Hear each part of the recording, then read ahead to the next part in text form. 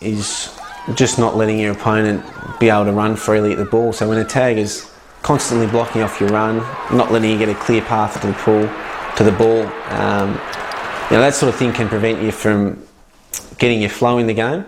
Do the ball players get enough protection? Have the umpires improved in that area? Look, some weeks they are, some weeks they aren't. I'm always loath to criticise umpires because by and large they do a really good job, and I actually did it in my junior years, umpiring junior footy, and it is a bloody tough gig. So you lost control, did you? No, I umpired. Oh, you umpired, literally? Yeah, so I used to umpire footy. Okay, yeah. When I was a kid. Yeah.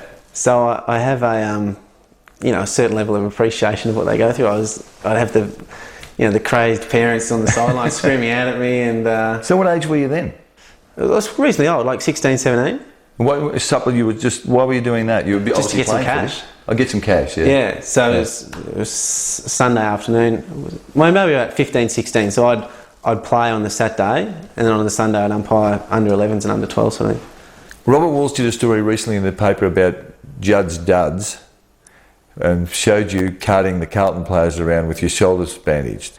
That story about you going back to Perth in 2008 for your first game against West Coast, tell us how that unfolded. I had a bit of a discussion, I think it was with Brett Jones, and I was playing with Adam Selwood at the time, and just made a reference to the fact that my shoulders were sore because I'd been carrying them for the past 6 years. But I know you hate telling the story. I know that. It comes across incredibly arrogant. It was obviously said in jest at a time when I wasn't awfully happy with Adam Selwood or Brett Jones banging into the back of me. You once famously said that you didn't see yourself as a role model. Has that changed? No, I didn't actually say I wasn't a role model. I said footballers shouldn't be viewed as role models. So there's a decent difference. Explain it to me. Well, I just think that to blanket any one group of people as, to me, a role model is someone who's slightly better than the average. Okay, that's why you'd want to be like them. To view one group of people as better than the rest of society just doesn't make any sense. Weren't you talking about yourself though? Weren't you saying that? No, I was referring to footballers. Okay. Do you ever watch a game for pleasure, just strictly for pleasure? Yeah, definitely. It's something that for the past few years I probably found it really hard to do. And this year I actually made a concerted effort to watch more footy from a professional point of view, because there's a lot of players running around who I didn't know who they were, which is sort of an occupational hazard. So I started watching more footy and I've really been enjoying it. So it still depends. If we play on a Sunday, I refuse to watch anything beforehand. Why is that? It's just part of the routine. You don't. Yeah. So there's quite a few little rules. You superstitious? Picked up on.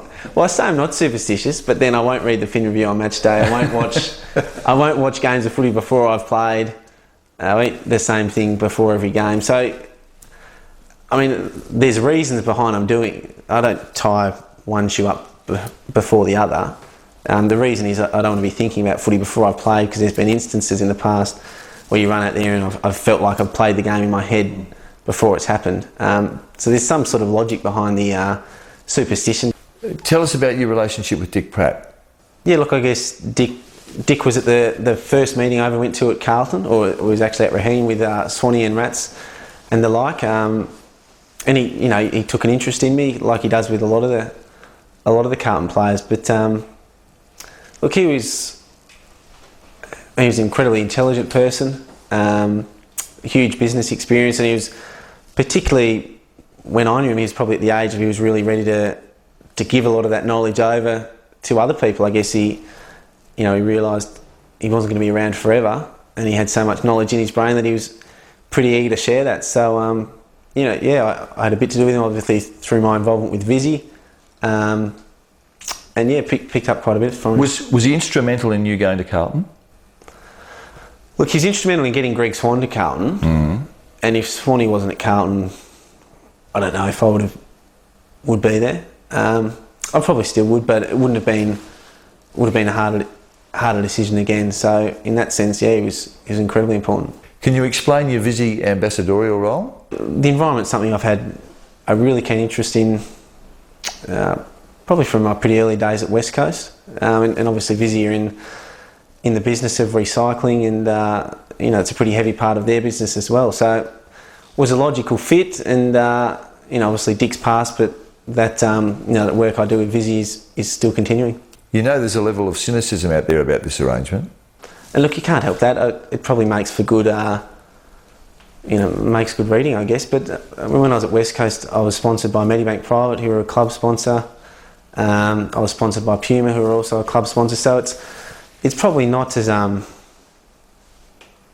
don't know. It's just that everything gets scrutinised now, and that's one of the things it has. But certainly, I think Vizzy are happy with the relationship, and I'm really enjoying working with them and John Murphy, their CEO. It's been a good experience for me. Tell us about a couple of examples of Chris Judd, the environmentalist. I mean, your car, that's tailored to the environment, is it not? Yes, it is. That's Hyundai's i30, so that's their clean diesel car. You wouldn't think diesel could be that clean, No. would you? But it lasts an incredibly long time, and I guess the less you're using, the cleaner it is. What else? I mean, we do little things. So the electricity we get from green energy. We recycle. Probably have 2 long showers for the environment, but nobody's perfect. Chris, great chatting. Thanks for your time, and all the best for the rest of the season. Thanks, Mike. Cheers. Judd shrugs one tackle, wrong foot's Clark, goes short, touch of brilliance. Well, you can't coach that. Simply put it down to Chris Judd's parents.